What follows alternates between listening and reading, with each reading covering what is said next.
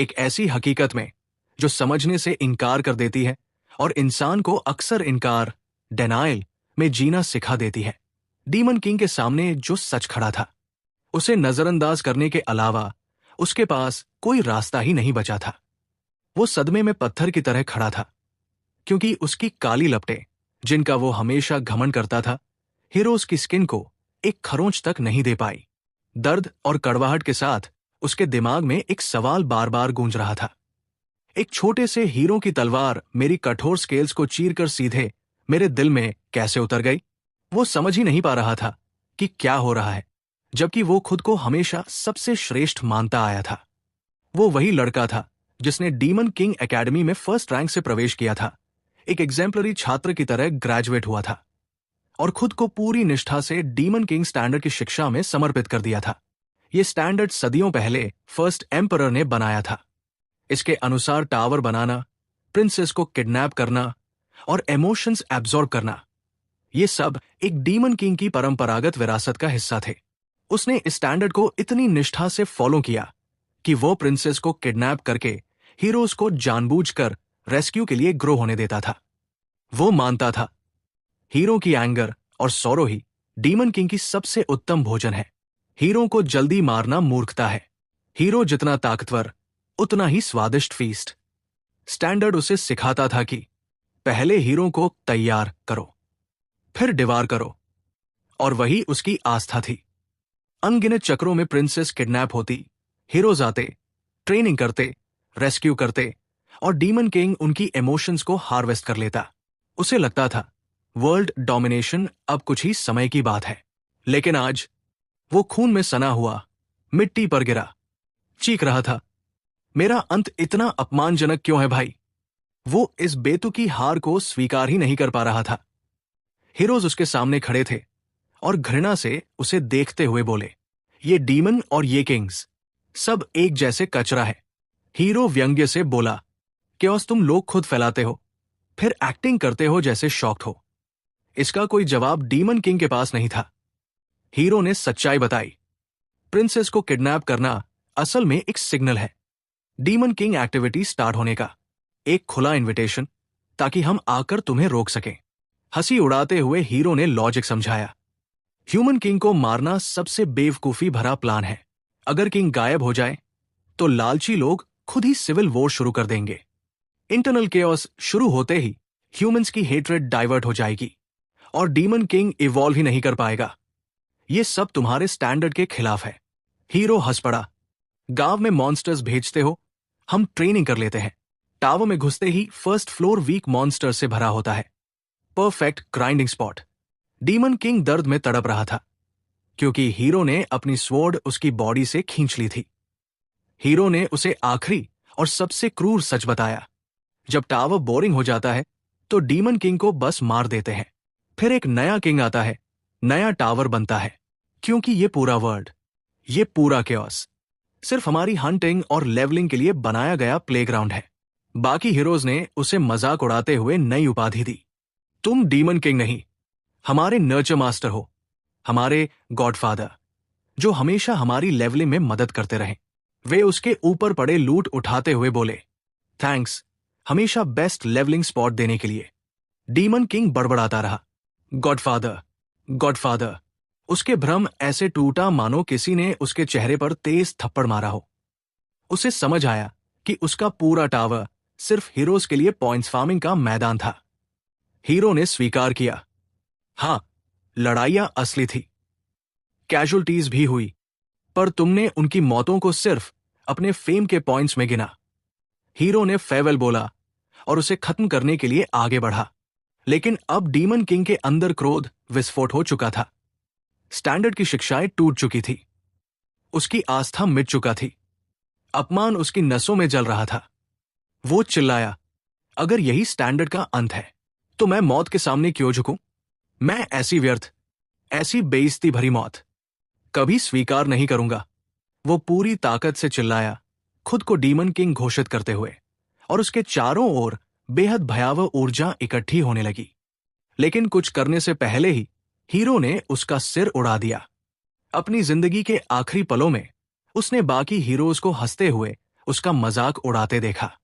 तेज, नफरत भरी नजर से उसने उन्हें धमकाया कि इस बेइज्जती का भयानक बदला वह जरूर लेगा। हीरो उसके सिर के पास खड़ा था, अपने साथियों को चेतावनी देते हुए कि उसके सिर को ज्यादा नुकसान न पहुंचाए, क्योंकि उसकी नजर उसके सींगों पर थी। तभी हीरो ने देखा कि पड़ी हुई देह से अजीब चमकती चिंगारियां निकल रही थी। डीमन किंग ने आखिरी सांस तक हार नहीं मानी। हीरो को तभी समझ आया कि कुछ बेहद खतरनाक होने वाला है। वो चिल्लाया, सबको भागने का आदेश दिया, लेकिन बहुत देर हो चुकी थी। डीमन किंग के शरीर से एक डरावनी ऊर्जा फूटी, एक जबरदस्त धमाका हुआ और हीरोज की चीखों के बीच सब कुछ मलबे में बदल गया। मरते समय डीमन किंग को एहसास हुआ कि पूरा स्टैंडर्ड ही बेकार था और हीरोज उसकी मौत तक उसका मजाक उड़ाते रहे। उसने सोचा, काश उसे एक और मौका मिलता। वो इन बेकार नियमों को गॉब्लिन्स को खिला देता बदले के तौर पर। तभी अंधेरे में किसी की आवाज गूंजी, पियर्स दास। उसकी चेतना लौटी, आंखें झटके से खुली। उसने चारों तरफ देखा, उलझन में। क्या मैं अभी भी जिंदा हूं? आवाजें गूंज रही थी। उसे मंच पर बुलाया जा रहा था। उसका नाम पियर्स डायज बार बार पुकारा जा रहा था। वो सदमे में था। किसी ने उसे मंच पर चढ़ने को कहा। उसी समय एकेडमी प्रिंसिपल ने झिड़कते हुए कहा, ग्रेजुएशन डे पर ध्यान कहाँ है, जीनियस स्टूडेंट? उसकी नजर लाल बैज पर पड़ी, डीमन किंग एकेडमी का प्रतीक। और तभी उसे समझ आया, वो 15 साल अतीत में लौट चुका है। ठीक ग्रेजुएशन सेरेमनी के दिन ग्रेजुएट्स को मंच पर बुलाया जा रहा था। वो समझ नहीं पा रहा था कैसे, लेकिन इतना जान गया था, ये उसका सुनहरा मौका है। एक प्रोफेसर ने कहा कि टॉप स्टूडेंट पियर्स दास नए डीमन किंग्स की ओर से शपथ पढ़े। उसके सामने डीमन किंग स्टैंडर्ड्स चमक रहे थे। अपने डोमेन में टावर बनाना, किसी प्रिंस प्रिंसेस को किडनैप करना, मास्टरमाइंड बनकर केओस फैलाना, हीरोज को ट्रेन करके उनसे एनर्जी हार्वेस्ट करना, निचले फ्लोर वीक मॉन्स्टर से भरना। ये पढ़कर उसके चेहरे पर घृणा आ गई। यही नियम थे जिन्हें उसे बचपन से रटाया गया था और जिनकी वजह से वो मारा गया था। वो सोच रहा था, इन बेवकूफ नियमों पर दोबारा कसम खाने का क्या मतलब, जब इन्होंने मुझे मौत तक पहुंचा दिया। ऑफिसर ने उसे शपथ पढ़ने को कहा, लेकिन पियर्स ने सभी को चौंका दिया। उसने सीधे सीधे इंकार कर दिया। पूरा हॉल स्तब्ध रह गया, लेकिन वो रुका नहीं। वो चिल्लाया कि वो ऐसी बेवकूफ, घिनौनी शपथ नहीं खा सकता। उसने स्टैंडर्ड्स को सबसे मूर्खतापूर्ण और गिरा हुआ काम बताया और जोर से घोषणा की कि ये सब पूरी तरह कचरा है। पूरा हॉल सदमे और डर से भर गया। टॉप स्टूडेंट अब सबकी आंखों में सदी का पागल बन चुका था। आर्चड्यूक आर्केन ब्लेयर गुस्से से मेज पर हाथ पटका और उसकी इस बेइज्जती पर तुरंत एग्जीक्यूशन की धमकी दी। लेकिन फिर उसने खुद को संभाला। उसने आखिरी मौका दिया, या तो पियर्स अपने शब्द वापस ले और पूरे डीमन वर्ल्ड से माफी मांगे, या फिर दंड। अरिन रीजन की असाइनमेंट जे में चेतावनी दी कि रन वो सबसे खतरनाक क्षेत्र है जहां अनगिनत डेमन किंग अपनी जानें गंवा चुके हैं। लेकिन पियर्स ने उसे ठंडे और चुनौतीपूर्ण अंदाज में बीच में रोक दिया, मांग करते हुए कि उसे तुरंत वही भेजा जाए। उसने घोषणा की कि वो वहां जाकर साबित करेगा कि वे डेमन किंग मानक, जिन्हें वे पवित्र समझते हैं, असल में सिर्फ बकवास है, जिसने आर्कड्यूक को पूरी तरह स्तब्ध कर दिया। आर्कड्यूक ने धैर्य खो दिया और चीखते हुए पियर्स को डांटा, उसे निराशाजनक बताते हुए, और तुरंत आदेश दिया कि उसे रन उसके तैनाती क्षेत्र के रूप में भेज दिया जाए। उसने फैसला किया कि पियर्स से वे सभी विशेषाधिकार छीन लिए जाएंगे जो शीर्ष डेमन किंग्स को दिए जाते थे, और उसके साथ कोई भी डेमन नहीं जाएगा। द्वार खुला उसे निगलने के लिए, इस कड़ी आज्ञा के साथ कि विजय पूरी होने तक उसे डेमन वर्ल्ड लौटने की अनुमति नहीं है। पोर्टल से गिरते हुए उसने अपने भाग्य को स्वीकार कर लिया, इसे उस अफरात फ्री का स्वाभाविक परिणाम मानकर जो उसने पैदा की थी। उसी पल उसे एहसास हुआ कि एरिन वही जगह है जहां वे हीरो रहते हैं, जिन्होंने उसकी पिछली जिंदगी में उसे मार डाला था। उसे याद आया कि समय पीछे जाने से पहले भी अपनी पहली जिंदगी में उसने एरिन खुद चुना था। अहंकार के कारण और इस विश्वास में कि सबसे शक्तिशाली को ही सबसे बड़े कठिनाई स्तर पर विजय पानी चाहिए। उसने स्वीकार किया कि यही अहंकार उसकी मौत का कारण बना, क्योंकि वहां मौजूद हीरोज की भरमार ने उसके उसी अंधे मानक पालन का फायदा उठाया। आखिरकार वो सुरक्षित उतरा, अपने पंख फैलाते हुए एरगस्ट पर्वतों की बर्फ के बीच उत्तरी महाद्वीप में अपनी नई यात्रा शुरू करने के लिए तैयार। पियर्स ने निश्चय किया कि इस बार वो पिछली बार जैसा कुछ भी दोहराने नहीं देगा। उसने ठान लिया कि इस बार वो उन्हीं हीरोमानकों का इस्तेमाल अपने फायदे के लिए करेगा, उनकी चालों का शिकार बनने के बजाय। दृश्य फिर वापस शिफ्ट होता है। ग्रेजुएशन सेरेमनी शुरू होने से पहले गॉर्डन डेरेक अत्यधिक सावधानी से तैयारी कर रहा था, अपनी शक्ल सूरत संवारते हुए डेमन अकादमी का पहला और सर्वश्रेष्ठ ग्रेजुएट होने के नाते। डेमन संसार के नियमों के अनुसार अकादमी डेमनों को किंग्स की सेवा करने के लिए प्रशिक्षित करती है और शीर्ष डेमन को शीर्ष डेमन किंग की सेवा करने के लिए नियुक्त किया जाता है। ये विशेषाधिकार दूसरे ग्रेजुएट्स, जो दूसरे और तीसरे स्थान पर आए थे, में ईर्ष्या और जलन का कारण बन रहा था, जो चाहते थे कि काश उन्होंने थोड़ी और मेहनत की होती ताकि लॉर्ड पियर्स की सेवा करने का सम्मान उन्हें मिलता। गॉर्डन के लिए सभी डेमन किंग महान थे, लेकिन उसकी दृढ़ मान्यता थी कि महानता में कोई भी लॉर्ड पियर्स की बराबरी नहीं कर सकता। उसके लिए पियर्स एक चमत्कार था, 1000 साल में एक बार जन्म लेने वाला डेमोनिक ड्रैगन का वंशज, जिसे इतिहास अमर कर देगा। उसके लिए उसी वर्ष उसके साथ ग्रेजुएट होना ही एक विशाल आशीर्वाद था। उसकी कल्पना बेकाबू हो गई। वो सोचने लगा कि अगर वो पियर्स के साथ हो तो वे किसी भी डायमेंशन को जीत सकते हैं। उसने अपने मन में एक विशाल प्रतिमा की कल्पना की, जिसमें एक महान राजा और उसका वफादार सहायक साथ खड़े हों। वो पूरे जोश के साथ निश्चय करता है कि वह भी अपने नाम को डेमन संसार के गौरवशाली इतिहास में दर्ज कराएगा। लेकिन ये सुनहरे सपने उसी पल चकनाचूर हो गए जब उसे याद आया वो क्षण जब पियर्स ने मानकों को कचरा कहकर चीखा था। गॉर्डन पर गहरा सदमा पड़ा। उसका पूरा नजरिया ढह गया। उसे विश्वास ही नहीं हो रहा था कि उसका आदर्श उन्हीं पवित्र मानकों को नापसंद करता है। उसकी मानसिक छवि पूरी तरह टूट गई थी। अपने राजा की बातों को सुनकर वो आश्चर्य और भय के बीच अटका हुआ था। दृश्य फिर बदलता है। उत्तरी महाद्वीप के एरगस्ट पर्वतों के गहरे क्षेत्र में, जहां गॉर्डन भारी बैग उठाए हुए बर्फ में पहुंचता है। उलझन और निराशा उसके चेहरे पर साफ दिखाई दे रही थी। सोचता हुआ कि ये सब क्यों हुआ। पियर्स उसे वहां देखकर हैरान हुआ, क्योंकि उसे बताया गया था कि उसके साथ कोई भी डेमन नहीं भेजा जाएगा। फिर भी अंत में एक भेज दिया गया। जब उसने और पास से देखा, पियर्स ने उसे पहचाना और स्वागत किया। टूटने की कगार पर खड़े गॉर्डन ने तुरंत पूछ लिया कि उसने इतना लापरवाह काम क्यों किया, लेकिन पियर्स ने ऐसे दिखाया जैसे वो समझ ही नहीं रहा हो, पूछते हुए कि उसका मतलब क्या है। गॉर्डन गुस्से से फट पड़ा, याद दिलाते हुए कि सबके सामने उसने मानकों का अपमान किया था और इसी वजह से उनका निर्वासन इस घातक एरन क्षेत्र में हुआ, जहां वो पक्का मर जाएगा। पियर्स ने उसे शांत करने की कोशिश की, मजाक में कहते हुए कि इतनी चिंता में वो अपने बाल ही न नोच ले। गॉर्डन चिल्लाया कि बाल अब बिल्कुल भी समस्या नहीं है। उस पल पियर्स ने अपने सहायक की वर्तमान हालत की तुलना उस एहसास से की जो वो समय पीछे जाने से पहले था, आत्मविश्वासी और शांत। उसे याद आया कि कैसे गॉर्डन हमेशा उसे प्रोत्साहित करता था, कहता था कि दोनों मिलकर हर कठिनाई पार कर लेंगे, और यहां तक दावा किया था कि अगर मिशन एरन में न होता तो उसे उतना उत्साह महसूस ही नहीं होता। पियर्स को समझ आया कि गॉर्डन की घबराहट जायज है, क्योंकि अब परिस्थितियां पूरी तरह बदल चुकी है। उसने तय किया कि वो उसे अपने समय यात्रा का सच नहीं बताएगा, नहीं तो वो उसे पागल समझेगा।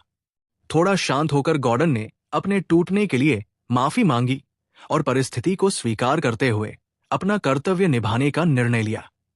फिर वो दोबारा मानकों को पकड़ने लगा, याद दिलाते हुए कि पहला नियम कहता है कि टॉवर बनाना होता है, लेकिन उसने जोर देकर कहा कि टॉवर छुपा हुआ नहीं होना चाहिए या ऐसे कठोर वातावरण में नहीं होना चाहिए जहां हीरो पहुंच ही न सके।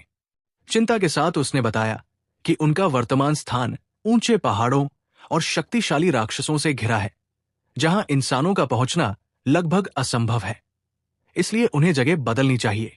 पियर्स ने प्रस्ताव को ठंडे स्वर में खारिज कर दिया, घोषणा करते हुए कि टॉवर यही बनेगा। उसने टॉवर का बीज निकाला और जमी हुई भूमि में लगा दिया, बताते हुए कि इसे बढ़ने के लिए डेमन किंग के रक्त की आवश्यकता होती है। गॉर्डन फिर घबरा गया, आरोप लगाते हुए कि वो मानकों का उल्लंघन कर रहा है और डेमन किंग की रेपुटेशन को मिट्टी में मिला रहा है। पियर्स ने ठंडे लहजे में जवाब दिया कि उसने कभी वादा ही नहीं किया कि वो उन कानूनों का पालन करेगा। भीतर से पियर्स समझ रहा था कि गॉर्डन की नाराजगी स्वाभाविक है। डेमन के लिए गहराई तक उकेरी गई सिद्धांतों को नकारना मुश्किल होता है। उसने न्यायोचित ठहराया कि जब तक कोई डेमन मृत्यु या उतना ही चरम अनुभव न झेल ले, वो मानकों को नकार ही नहीं सकता, क्योंकि वे उसकी पहचान का हिस्सा होते हैं।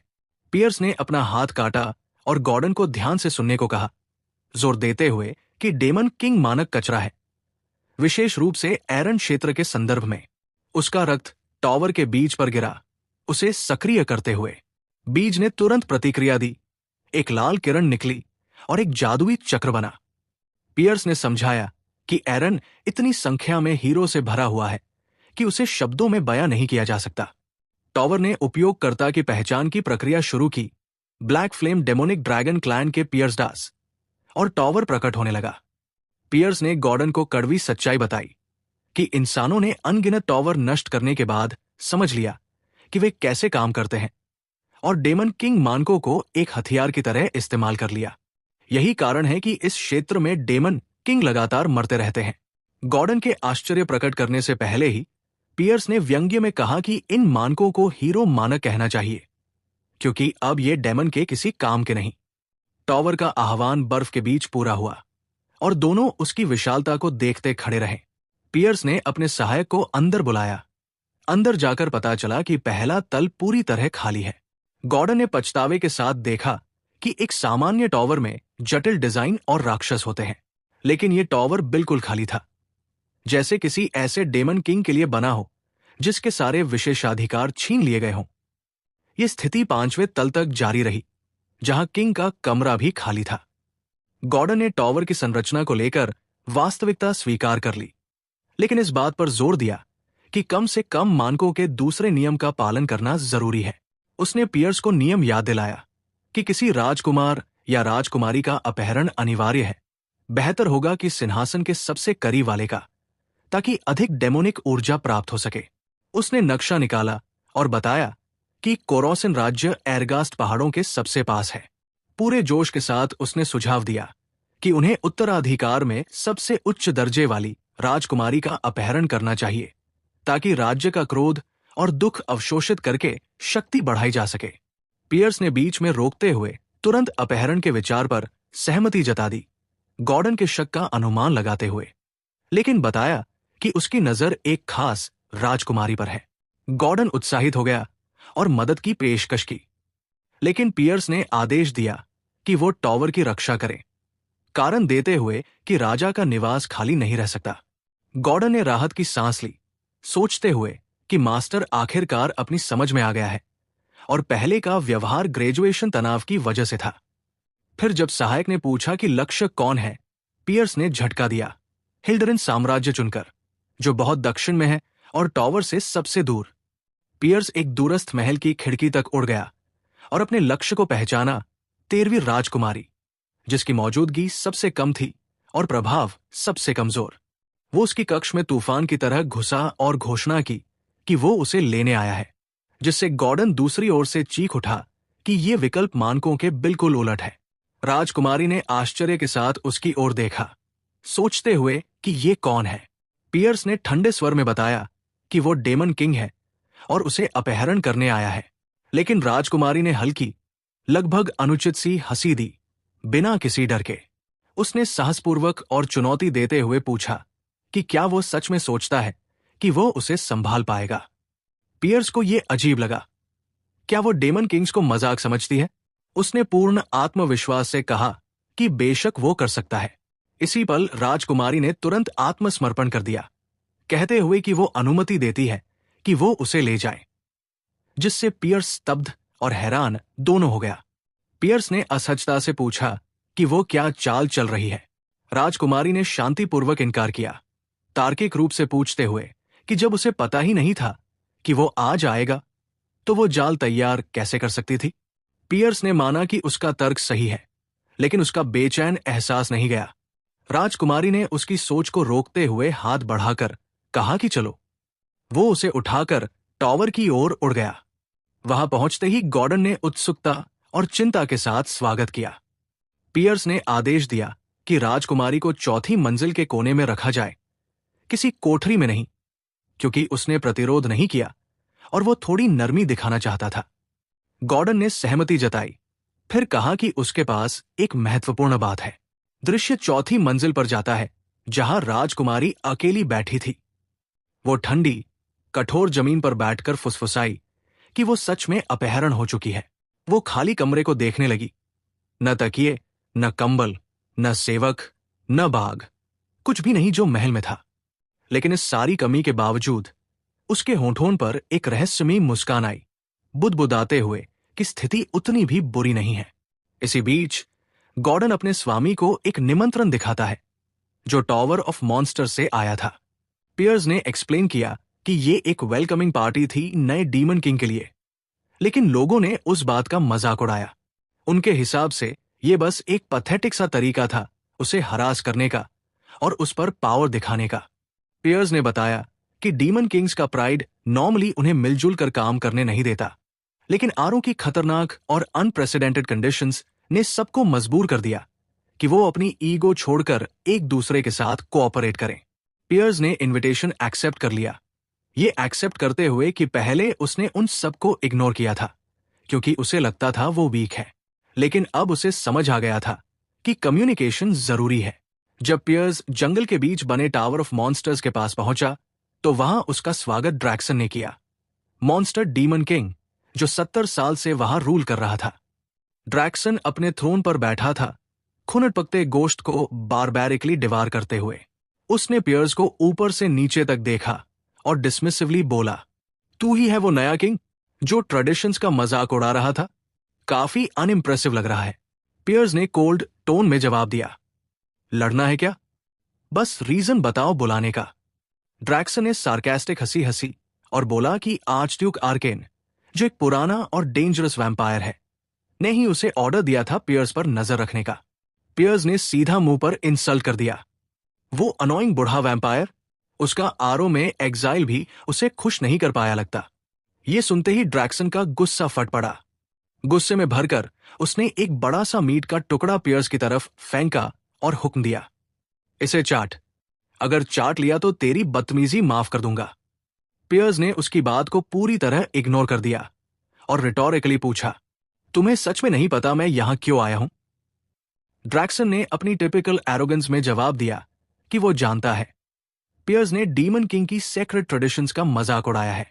पियर्स ने बीच में ही बात काट दी और याद दिलाया, उन्हीं ट्रेडिशंस के हिसाब से हम एक दूसरे को मार नहीं सकते, है ना?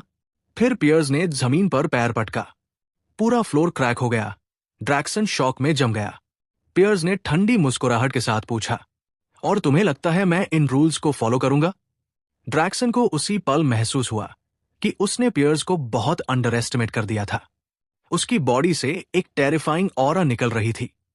डर के मारे उसने स्टैमर करते हुए आर्चड्यूक का नाम लिया और प्रिंसेस किडनैपिंग की जिम्मेदारी का जिक्र किया। धमकी दी कि अगर पियर्स ने 1 महीने में रिपोर्ट सबमिट नहीं की तो उसकी अथॉरिटी छिन सकती है। पियर्स ने फिर उसे बीच में ही रोक दिया। कोल्डली बोला, मैंने सोचा था तुम यही बातें करोगे। और फिर रिवील किया, वैसे मैंने एक प्रिंसेस ऑलरेडी किडनैप कर ली है और वो मेरे टेस्ट के हिसाब से काफी परफेक्ट निकली। ड्रैक्सन पूरी तरह कंफ्यूज हो गया। पियर्स ने बिना पलटकर देखे टावर ऑफ मॉन्स्टर्स छोड़ दिया, ड्रैक्सन को शॉक की हालत में पीछे छोड़ते हुए। फिर वो आयरस्ट माउंटेन्स के अपने टावर में वापस लौट आया।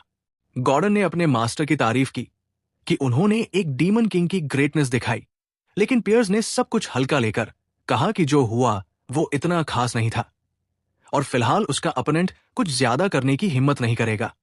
फिर भी पियर्स ने तैयारी की जरूरत पर जोर दिया और गॉर्डन को ऑर्डर दिया कि वो प्रिंसेस की कंडीशन चेक करे ताकि पता चले उसका कैसे फायदा उठाया जा सकता है। दिल के अंदर पियर्स दूसरे डीमन किंग्स के स्टांस को लेकर परेशान था। उसे रियलाइज हुआ कि अगर वो सब मिलकर उसके अगेंस्ट खड़े हो गए तो वो एक बड़ा ऑब्स्टिकल बन सकते हैं। उसने माना कि ट्रेडिशंस को मॉक करने के कॉन्सिक्वेंसेस उसकी एक्सपेक्टेशन से ज्यादा बड़े निकले, लेकिन फिर भी उसने सोचा कि अगर टाइम वापस भी आ जाए वो वही रास्ता चुनेगा, क्योंकि उसके लिए मर जाना बेहतर है बजाय उस कचरे के सामने झुकने के। इस बार उसका इरादा पूरी तरह से क्लियर था। वो अपनी फाउंडेशन बिल्कुल शुरुआत से खुद बनाएगा। उसे उम्मीद थी कि एक लॉरेंट प्रिंसेस को किडनैप करके ज्यादा एनर्जी पॉइंट्स नहीं मिलेंगे, लेकिन वो सेफर ऑप्शन लग रहा था। पर अचानक जब उसने अपने पॉइंट्स चेक किए तो वो हक्का रह गया। पॉइंट्स 13,000 से ज्यादा थे। पूरी तरह से शॉक हो गया। उसी वक्त टावर ऑफ मॉन्स्टर्स से एक वीडियो मैसेज आया, जिसे देखकर पियर्स हैरान हो गया कि अब क्या होने वाला है। वीडियो में ड्रैक्सन दिखाई दिया, पियर्स को नए डीमन किंग बनने पर कंग्रेचुलेट करते हुए। उसने कहा कि वो उनके बीच की पहली बुरी मुलाकात के बावजूद गुडविल के तौर पर एक गिफ्ट देना चाहता है। ड्रैक्सन ने माना कि आरओ में पियर्स की अचीवमेंट्स आसान नहीं थी। उसने ये भी कहा कि वो सोच रहा है, क्या ट्रेडिशंस का मजाक उड़ाना सिर्फ एक कवर था किसी और बड़ी चीज के लिए? पियर्स को क्लियरली फील हुआ कुछ तो गड़बड़ है। तभी गॉर्डन हाफते हुए कमरे में घुसा, बिल्कुल डरा हुआ, चिल्लाते हुए कि 4th फ्लोर पर एक सीरियस प्रॉब्लम हो गई है। पियर्स तुरंत वहां गया और जो उसने देखा वो बिल्कुल अनबिलीवेबल था। जो फ्लोर पहले खाली और ठंडा हुआ करता था वो अब एक हसीन गार्डन बन चुका था। फूल, बटरफ्लाइज, हर तरफ जिंदा हवा। पूरा फ्लोर नेचुरलाइज हो चुका था। उस जादुई गार्डन के बीच प्रिंसेस खड़ी थी, एलिमेंटल स्पिरिट से घिरी हुई। पियर्स को तब रियलाइज हुआ उसने एक मैजिकल टावर के अंदर एक कंप्लीट इकोसिस्टम क्रिएट कर दिया है। यह काम वही कर सकता है जो चारों एलिमेंट्स में मास्टरी रखता हो, और पूरे कॉन्टिनेंट में सिर्फ एक ही स्पिरिट एलिमेंटलिस्ट है जो ये कर सकता है। पियर्स ने उसे कॉन्फ्रंट किया, तुम 13th प्रिंसेस नहीं हो, है ना? प्रिंसेस ने मुस्कुराकर जवाब दिया कि उसे पहले से पता था कि पियर्स ने उसे एलिनस समझ लिया था। हैरान पियर्स ने पूछा, तो तुम असली में कौन हो? वो गर्व से बोली, मेरा नाम हिल्डरिन है और मैं हिल्डरिन किंगडम की पहली राजकुमारी हूं। शॉकिंग न्यूज फैल गया कि पहली प्रिंसेस को डीमन किंग ने किडनैप कर लिया है। हिल्डरिन किंगडम में राजा गुस्से से पागल हो गया, चिल्लाया, धमकियां दी और ऑर्डर दिया कि सबसे पावरफुल हीरोज और पूरी सेना को तैयार किया जाए ताकि प्रिंसेस एरॉन नैन को वापस लाएं और उस बेवकूफ डीमन किंग का सिर काट दिया जाए। इस पूरे केओस के बीच प्रिंसेस पियर्स के पास वापस आई, उसे अपना पहला सवाल याद दिलाने, क्या तुम मुझे संभाल पाओगे? और अब यह बात क्लियर हो गई कि उसने वो सवाल क्यों पूछा था। पियर्स ने समझाया कि वो उसकी अपीयरेंस से धोखा नहीं खाया, क्योंकि उसने एक जीनियस एलिमेंटल विच के बारे में सुना था, एक ऐसी लड़की जिसमें मना की भरमार हो। इतना ज्यादा मना छुपाना मुश्किल होता है, तो वो हैरान था कि उसने अपनी एनर्जी कैसे छुपाई। प्रिंसेस ने अपना हाथ उठाया और एक रिंग दिखाई, एक रॉयल एयरलूम जो मना को पूरी तरह कंसील कर देता है। प्रिंसेस ने पूछा, अब जब तुम्हें मेरी असली आइडेंटिटी पता चल गई है, क्या तुम मुझे वापस छोड़ दोगे? पियर्स ने सीधा मना कर दिया। उसके लिए प्रिंसेस को वापस भेजना अपने आप को मजाक बनाने जैसा होता। फिर कोई किंगडम उससे डरकर मना एनर्जी नहीं देता।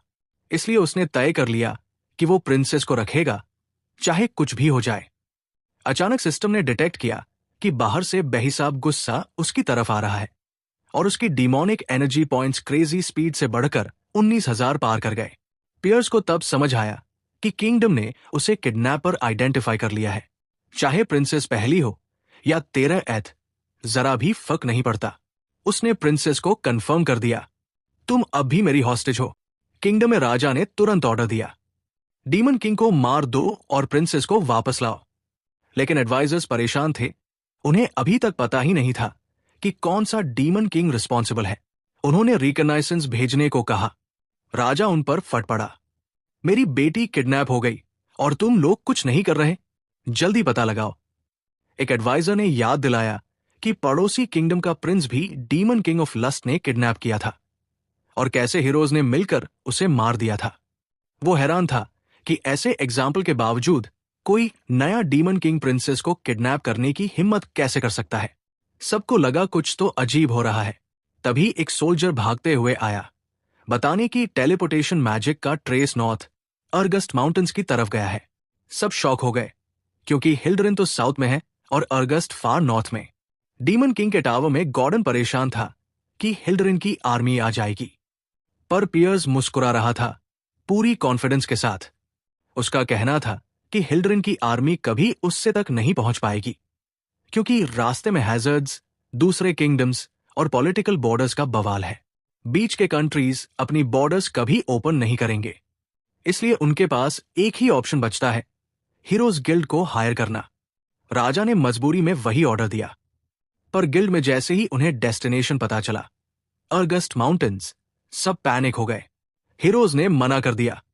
उनके हिसाब से राजा उन्हें मौत के मुंह में भेज रहा था, क्योंकि वहां हेलिश मॉन्स्टर्स भरे पड़े हैं। पियर्स ने बिल्कुल सही प्रेडिक्ट किया था। पैसे के पीछे भागने वाले हीरोज अपनी जान खतरे में नहीं डालते, इसीलिए उसने अपना बेस वहां बनाया। उसकी प्लानिंग और आरों के बारे में इतना डिटेल्ड नॉलेज देखकर गॉर्डन को लगा जैसे पियर्स पहले से ही वहां का रहने वाला हो। मीनवाइल किंगडम में राजा फिर चिल्ला रहा था, शौक और गुस्से से भरा हुआ, कि एक भी हीरो आगे नहीं आया। कैसे हीरोज हो तुम? मेरी प्रिंसेस को नहीं बचा सकते? एडवाइजर ने समझाने की कोशिश की। सर, आरो रीजन के हीरोज बाकी हीरोज जैसे नहीं होते। मर्सनरी लोगों की सबसे बड़ी प्रॉब्लम यह थी कि उन्हें सिर्फ पैसा चाहिए होता है, मतलब मटेरियल प्रॉफिट्स के बिना उनका कोई काम नहीं होता। इसी वजह से वो अपने मिशंस को बहुत ही सेलेक्टिवली चूज करते हैं। उधर टावर के अंदर पियर्स सिस्टम स्टोर को ध्यान से देख रहा था। सिस्टम स्टोर में ऑप्शंस थे, जैसे स्केल्टन जैसे सोल्जर्स खरीदना, जिसके लिए 10,000 पॉइंट्स चाहिए होते, या फिर डायमेंशनल इंटरफेरेंस को वीकन करना। रियलाइज करते ही पियर्स का फेस सीरियस हो गया। उसे समझ आ गया कि एक प्रॉपर आर्मी बनाने में बहुत वक्त और बहुत सारे रिसोर्सेज लगेंगे, और अभी उसकी करंट डिमोनिक एनर्जी हीरोज की पूरी आर्मी का सामना करने के लिए बिल्कुल इनसफिशिएंट थी। उसे अपनी पिछली जिंदगी का वो पुराना डर याद आया। वही ऑब्स्टिकल पार करने के लिए पियर्स ने गॉर्डन को तुरंत ड्रैक्सन से कांटेक्ट करने का ऑर्डर दिया, कहकर कि वो डिमोनिक एनर्जी को बेचना चाहता है, ह्यूमन मनी के बदले। गॉर्डन लिटरल शॉक में जम गया, चीखते हुए बोला कि ये पागलपन है। उसने समझाया कि डिमोनिक एनर्जी एक सपने जैसी करेंसी होती है, जो उन्हें अपनी रेस की लिमिट्स क्रॉस करने, टावर के फीचर्स अनलॉक करने और मॉन्स्टर्स समन करने में मदद करती है।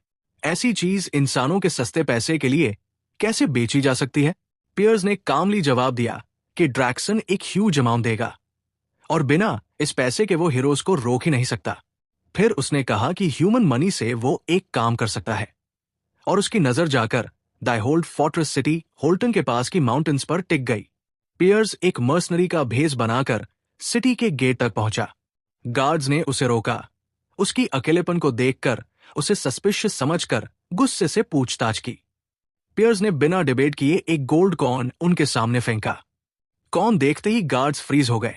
पियर्स ने उन्हें विंक दिया, मतलब तुम दोनों आपस में बांट लेना।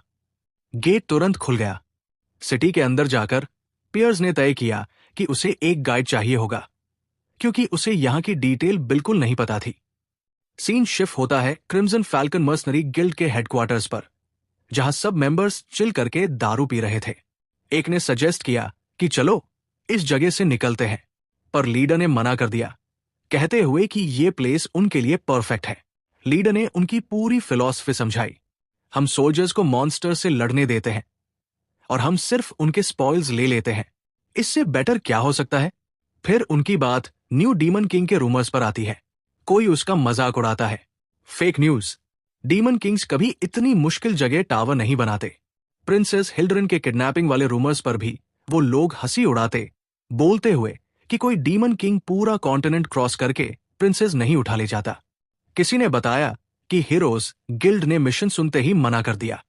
सबका कंक्लूजन सिंपल था, ये सब सिर्फ एक ड्रामा है, पैसा निकालने का ट्रिक। लीडर भी अग्री करता है। इन लोगों की पागलपन देखो, पैसों के लिए कुछ भी कर सकते हैं।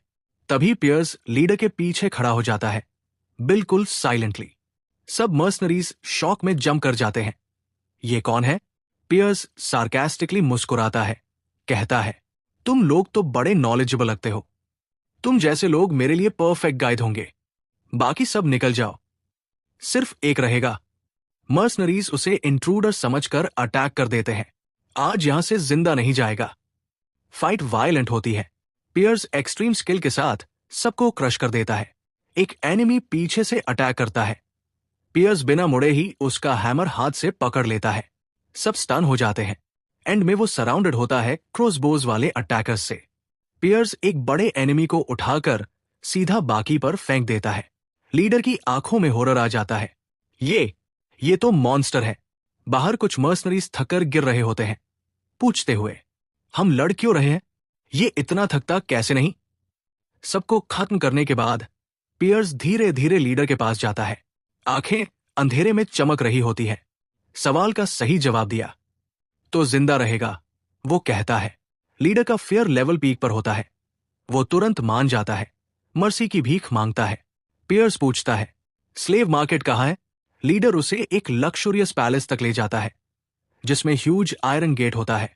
अंदर सिर्फ ह्यूमन स्लेव्स बिक रहे होते हैं। लीडर पूछता है, ये आपको पसंद नहीं आया? पियर्स कहता है, कुछ और रेयर चीज है, और एक बड़ा सा गोल्ड कॉइन्स का बैग उसकी तरफ फेंक देता है। तुरंत लीडर का एटीट्यूड बदल जाता है और वो उसे मार्केट के दूसरे सीक्रेट सेक्शन की तरफ ले जाता है। रास्ते में पियर्स सोचता है, ये बंदा अपने साथियों के मरने के बाद भी इतना काम कैसे है? शायद इंसान और डीमंस में कोई फर्क ही नहीं। दोनों को ही कुछ चाहिए, एक को पैसा और दूसरे को एनर्जी। वो अंडरग्राउंड डंजन्स तक पहुंचते हैं और लीडर रास्ता दिखाता है। उस पल पियर्स को याद आता है जब गॉर्डन ने उससे पूछा था, ह्यूमन मनी का करेगा क्या? सो पियर्स ने उससे जवाब दिया कि वो स्लेव्स खरीदेगा। उसने अपना गोल क्लियरली डिफाइन किया, इंसानों द्वारा पकड़ी गई दूसरी रेसेस, स्पेशली एक एल्फ जो अपनी इंटेग्रिटी के लिए फेमस हो, ताकि वह उसे स्पाई बना सके और हीरोज के बीच केओस फैला सके। उधर हीरो हेलेन कारगिल किंगडम में पहुंच चुका था, जहां किंग ने उसका गर्मजोशी से स्वागत किया। किंग ने मिशन पर पूरा भरोसा दिखाया और हेलेन ने भी अपनी तरफ से वादा किया कि वो प्रिंसेस को बचाएगा और डीमन किंग का सर लाकर जस्टिस करेगा। वापस स्लेव मार्केट में मर्चेंट ने पियर्स से पूछा कि वो किस टाइप के स्लेव्स चाहता है। पियर्स ने एक बंधे हुए एल्फ की तरफ उंगली की और बोला कि वो उसे खरीदेगा और पैसा मर्सनरी देगा। मर्सनरी शॉक हो गया और मना करने लगा, लेकिन पियर्स ने उसे एक डराने वाली नजर दी और वो तुरंत चुप होकर अग्री हो गया। पियर्स ने अपने कंपेनियंस को रूम से निकलने को बोला क्योंकि उसे कुछ चेक करना था।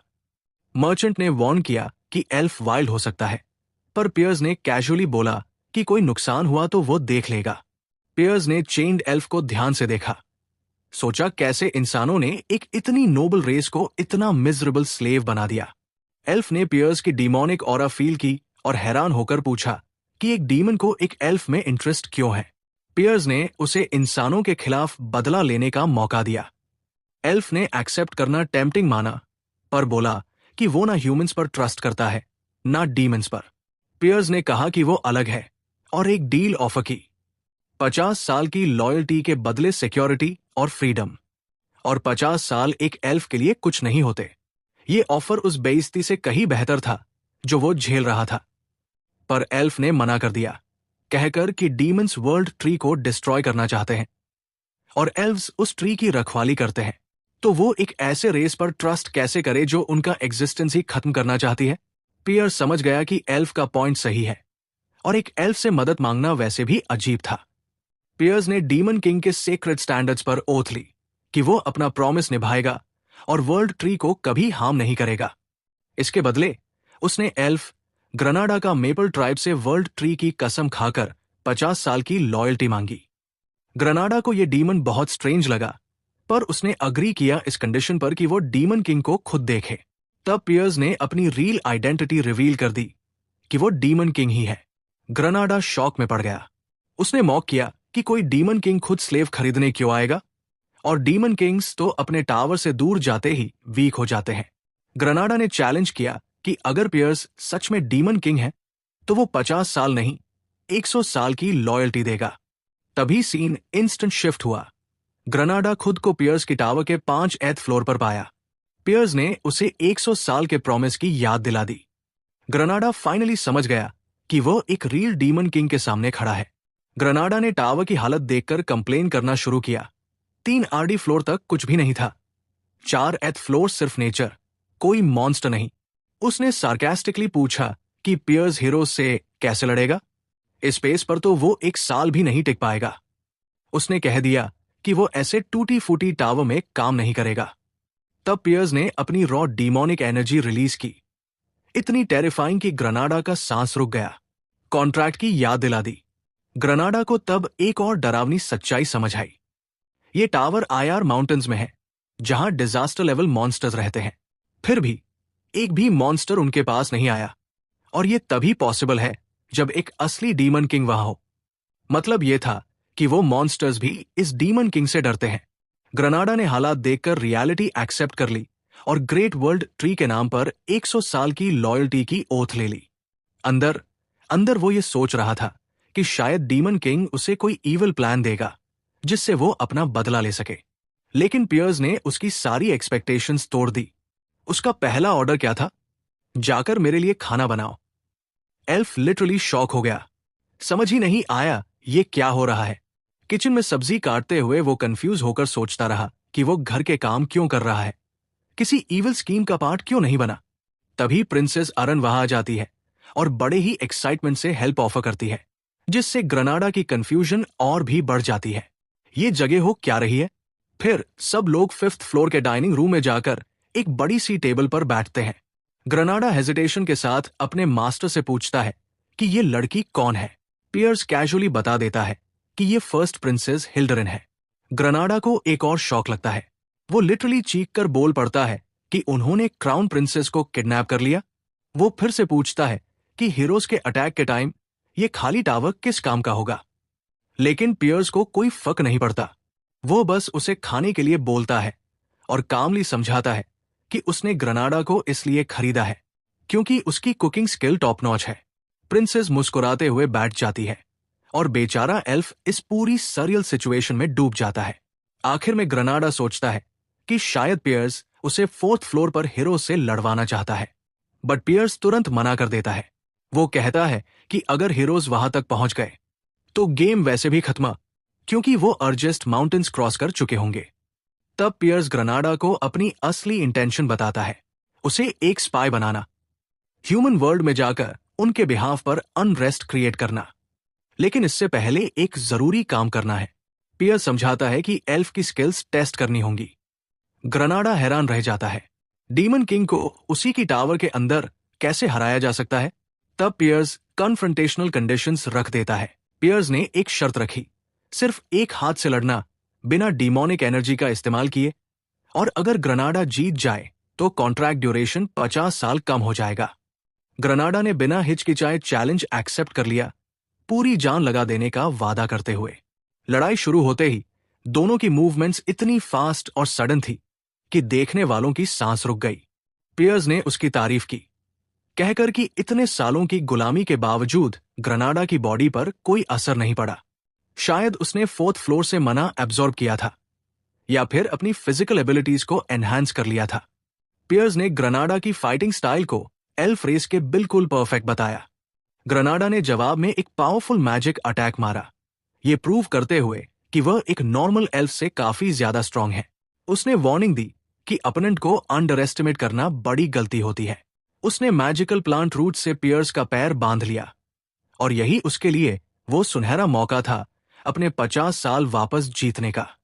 पियर्स की डिफेंसेस एक्सपोज लग रही थी, इसलिए ग्रनाडा ने एक डायरेक्ट फुल कॉन्फिडेंस स्ट्राइक की।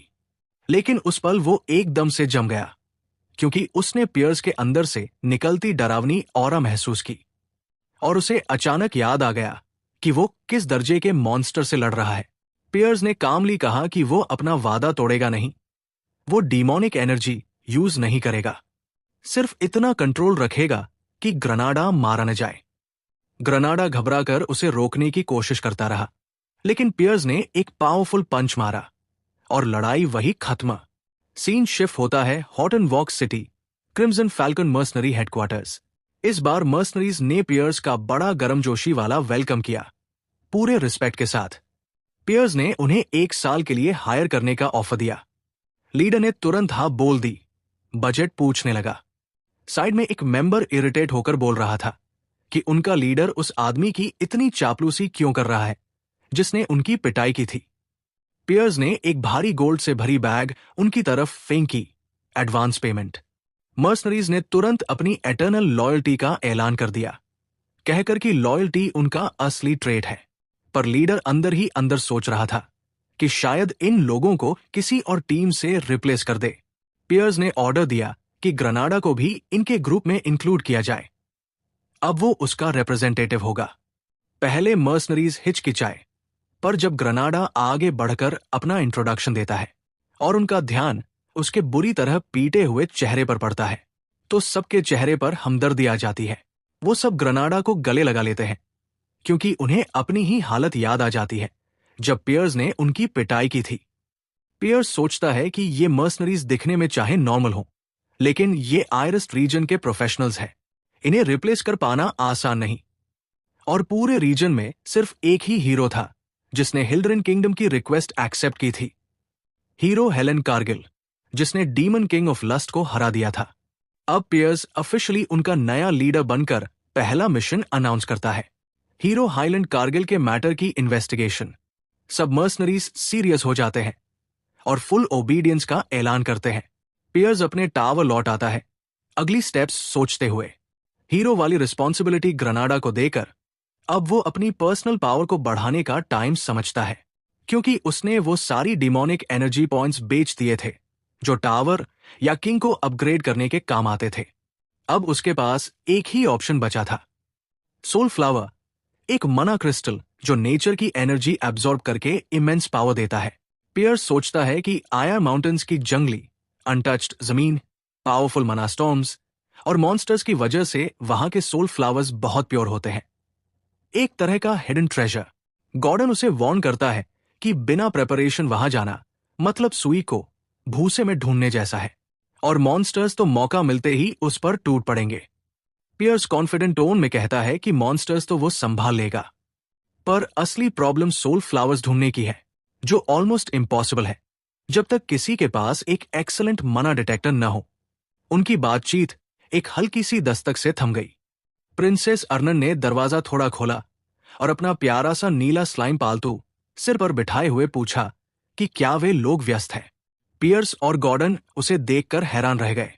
प्रिंसेस खुशी खुशी दौड़ती हुई अंदर आई और वहां मौजूद एलिमेंटल स्पिरिट्स के साथ खेलने लगी, बिल्कुल बच्चों जैसी उत्सुकता के साथ। वो इतनी ज्यादा बोर हो रही थी कि उसने पियर्स को उसका किया हुआ वादा याद दिलाया कि वो चौथी मंजिल को अपनी मर्जी से सजा सकती है। पियर्स उसे देखकर दंग रह गया। उसने तो पहले ही पूरा फ्लोर अपनी पसंद से सजा दिया था। वो सोचने लगा कि ये लड़की आखिर कहां तक जाएगी, और कितना अजीब है कि कोई डेमन किंग की टॉवर को सजाने पहुंच गया है। प्रिंसेस ने शर्माते हुए मुस्कुराकर कहा कि उसने सोचा भी नहीं था कि उसे टॉवर से बाहर जाने की अनुमति मिलेगी, पर वो खुश थी कि वह देखने आई। अचानक पियर्स ने उसे अपनी बाहों में उठा लिया और कहा, कस कर पकड़ो। और इससे पहले कि वो कुछ समझ पाती, दोनों तेजी से आसमान में उड़ रहे थे। प्रिंसेस ने नीचे फैली दुनिया को देखते हुए आश्चर्य से आंखें खोल दी। अपहरण के कारण वो कभी ये दृश्य देख ही नहीं पाई थी। सूर्योदय, बादल, सब कुछ उसके लिए एक नई दुनिया जैसा था। वो धीरे से बोली, दुनिया कितनी बड़ी है। उसे अपना महल जीवन याद आ गया। हर दिन वही मैजिक ट्रेनिंग, वही पढ़ाई, वही नियम। एक उबाऊ सा चक्र, जैसे जिंदगी वही खत्म हो जाती हो। उसने पियर से कहा कि शायद वो पहली इंसान है जिसने एवरेस्ट पर्वतों के ऊपर से उड़ान भरी है। पियर्स को इस बात में कोई रुचि नहीं थी। उसने सीधा उसका ध्यान काम पर लगाया। प्रिंसेस ने कहा कि अगर वे इतना समय साथ बिताने वाले हैं तो वो उसे उसके नाम से बुलाएगी। पियर्स मान गया, मगर उसे अपनी शाही पदवी भूलने पर डांटा और चेतावनी दी कि यदि उसने स्पिरिट्स का उपयोग नहीं किया तो वो उसे भूमिगत कारावास में डाल देगा। अर्नन ने तुरंत माफी मांगी और अपनी जल व पवन स्पिरिट्स को खोज पर भेज दिया। पियर्स को लगा समय लगेगा, पर वो जानता था कि स्पिरिट्स तेजी से काम करेंगी। तभी अर्नन चीख कर बोली, मिल गया। पियर्स तुरंत नीचे उतरा। वहां कई राक्षस उस फूल के आसपास घूम रहे थे। उसने कहा, लगता है कोई हमसे पहले यहां पहुंच गया है। थोड़ी ही देर में राक्षसों का बड़ा समूह सामने आ गया। पियर्स ने समझाया कि ये राक्षस डेमन नस्ल के हैं, जो डेमन वर्ल्ड छोड़कर आए थे। उसने उन्हें डेमन किंग का आदेश मानते हुए फूल को न छूने और वहां से चले जाने को कहा, लेकिन राक्षसों ने मना कर दिया। क्रोध से भरे उन्होंने कहा, हम डेमन्स की बात नहीं मानते, हम तुम्हें मार देंगे। पियर्स हल्का सा हंस पड़ा, व्यंग्य भरे अंदाज में। गॉर्डन सही था। यह सोचना ही गलत था कि राक्षस तर्क से काम लेंगे। उसने तय कर लिया, ठीक है, अब सबको जलाकर राख बना देता हूं। युद्ध शुरू हो गया। राक्षस चीखते हुए पियर्स पर टूट पड़े, लेकिन पियर्स ने हर एक को आग की लपटों में भस्म कर दिया। एक राक्षस ने अपने समूह को आदेश दिया, पहले सबसे कमजोर को मारो, और सब अर्नन की ओर दौड़ पड़े। मगर पियर्स ने एक ही प्रचंड अग्नि प्रहार से उन सबको मिटा दिया। अर्नन चकित रह गई। उसने सुना था कि बुल ट्राइब के ऑक्स मिलकर ओगर्स तक को गिरा देते हैं, लेकिन यहां तो वे पियर्स के पास भी नहीं पहुंच पाए। फिर पियर्स ने अपनी विशाल डेमोनिक ऊर्जा छोड़ दी। तभी अर्नन को समझ आया कि ऐसी ऊर्जा की विनाशक शक्ति कैसी होती है। कुछ ही पलों में पूरा रण क्षेत्र खंडहर में बदल गया। पियर्स अकेला खड़ा था, चारों ओर गिरे शवों से घिरा हुआ। अर्नन को बर्फ में एक लाल चमकदार स्पिरिचुअल फ्लावर मिला, जिसमें जल और हिम तत्व थे। उसके मना को देखकर वो प्रभावित हो गई, पर पियर्स ने उसे लालच के खिलाफ चेतावनी दी। उसने कहा कि यदि वो ऐसे फूल ढूंढती रहेगी तो वो उसे एक दे देगा। यह सुनकर अर्नन की आंखों में चमक आ गई। वो उत्साहित हो गई, जिस पर पियर्स ने ताना कसते हुए कहा, इंसानों को तो बस इनाम से ही उत्साह आता है, लेकिन अफसोस, नन ने बहुत कोशिश की, थक जाने तक पूरे इलाके को छान डाला, लेकिन उसे कोई दूसरा फूल नहीं मिला। अंत में दोनों वापस पियर्स के टॉवर लौट आए, जहां पियर्स अरॉन के बारे में सोच रहा था। वो मन ही मन बड़बड़ाया कि शुरू में उसे लगा था कि ये लड़की टॉवर में आ जाना एक गलती है, लेकिन अब उसे समझ आने लगा था कि शायद अरॉन उसकी उम्मीद से कहीं ज्यादा काम की साबित हो सकती है। इसी बीच गॉर्डन ने बताया कि ग्रेनाडा से एक बेहद जरूरी संदेश आया है। ग्रेनाडा ने सूचना दी थी कि हीरो हाईलैंड कारगिल और बाकी 32 हीरोज राजधानी से निकल चुके हैं, लेकिन हैरानी की बात यह थी कि वे एरगवेस्ट पर्वतों की ओर बिल्कुल नहीं जा रहे थे। वे वही हीरो रूट चुन रहे थे, छोटे छोटे गांवों में जाना, ग्रामीणों की क्वेस्ट पूरी करना, टीम बनाना, लेवल बढ़ाना, बिल्कुल क्लासिक हीरो जर्नी की तरह। गॉर्डन ने पियर्स के सामने कई रणनीतियां रखी कि हीरोज की इस यात्रा को कैसे रोका जा सकता है, लेकिन पियर्स ने एक नजर डालते ही सारे प्लान एक तरफ फेंक दिए। फिर उसने एक ऐसा फैसला सुनाया जिसने गॉर्डन को पूरी तरह हक्का बक्का कर दिया। इस बार मैं हीरोज के रास्ते में एक भी राक्षस या बाधा नहीं भेजूंगा। उसने कहा कि आधे अधूरे अवरोध ही हीरोज को और मजबूत बनाते हैं, और इस बार वह उन्हें अपनी टॉवर की ओर आते समय बिल्कुल भी अनुभव EXP नहीं देना चाहता। पियर्स ने आदेश दिया कि यह संदेश तुरंत ग्रेनाडा तक पहुंचा दिया जाए, और साथ ही भाड़े के सैनिकों मर्सनरीज को हीरोज के साथ भेजा जाए, ताकि उनका भरोसा जीता जा सके। गॉर्डन परेशान होकर बोला कि उनका मालिक कभी भी पारंपरिक तरीकों से काम नहीं करता, और टॉवर की मौजूदा हालत तो इतनी कमजोर है कि वो समझ ही नहीं पा रहा था। वे हीरोज को रोकेंगे कैसे? पियर्स ने उसे आश्वस्त किया, मैं टॉवर को मजबूत बनाऊंगा, एक ड्वार्फ की मदद से। इस बात पर गॉर्डन उछल पड़ा। उसके अनुसार एक इंसान, एक एल्फ और अब एक ड्वार्फ को टॉवर में रखना तो जैसे पूरे डेमन किंगडम का मजाक उड़ा देना था। लेकिन पियर्स ने उसकी चिंता को हल्के में टाल दिया। उसने बताया कि वो ड्वार्फ पर नहीं, ड्वार्वन मैजिक टूल्स पर भरोसा करने वाला है। और फिर पियर्स ने अपना असली शैतानी प्लान बताया। हीरोज हमेशा डेमन किंग के मानक सोचते हैं, पहली मंजिल पर कमजोर राक्षस, धीरे धीरे कठिनाई बढ़ती है। लेकिन इस बार जैसे ही हीरोज टॉवर की पहली मंजिल पर कदम रखेंगे, चारों ओर से दर्जनों जादुई तोपें उन पर फायर झोंकेंगी। गॉर्डन के हाथ खुद ब खुद सिर पर चले गए। उसे समझ आ गया कि इस स्तर की फायर पावर के लिए हीरोज बिल्कुल तैयार नहीं होंगे। वो हताश होकर बोला, ये योजना तो पूरे नियम कायदे से बाहर है। तभी वो अचानक डर से चीख पड़ा, मास्टर, एक और किडनैपिंग हो गई है। सीन बदलता है। वॉल्फनेर, ड्वार्फों का भूमिगत नगरी। वहां लोगर फ्रिडरिक, पूरे ड्वार्फ साम्राज्य का सबसे माहिर लोहार, अपनी भट्टी के सामने खड़ा एक अद्भुत हथियार गढ़ रहा था। उसकी हर चोट, हर धातु की धुन में प्रतिभा चमक रही थी।